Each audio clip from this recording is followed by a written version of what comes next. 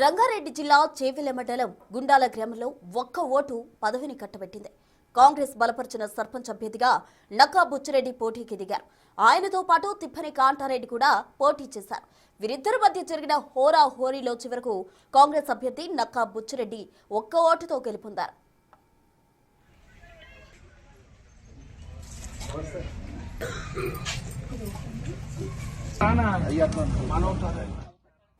గ్రామంలో మొత్తం 1834 ఓట్లు పోలయ్యాయి. నోటా చెల్లని ఓట్లు పోగా నక్కా బుచ్చిరెడ్డికి 909 ఓట్లు వచ్చాయి. తిప్పని కాంతారెడ్డికి 908 ఓట్లు పడ్డాయి. దీంతో ఒక్క ఓటుతో నక్కా బుచ్చిరెడ్డి గెలుపొందారు.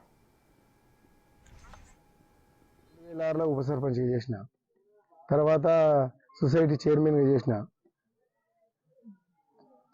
చేసిన దానికి రైతులకు నన్ను నమ్ముకొని చైర్మన్ చేసినందుకు నేను చైర్మన్ కాకముందు 20 లక్షల లోన్ ఉండేది. ఎల్టీ లోన్ 20 లక్షలు ఉండేది. ఇవాళ 13 కోట్లు. ప్రతి రైతుకు మనం నమ్మి రైతులు నన్ను చైర్మన్గా చేసినందుకు వాళ్లకు బయటి అప్పులు తెచ్చుకోవద్దని 5 సంవత్సరాలు కట్టే కిస్తులు ఉంటాయి. ఇవి రూపాయి మిత్తితోని ప్రతి రైతుకు నేను లోన్లు ఇప్పించడం జరిగింది.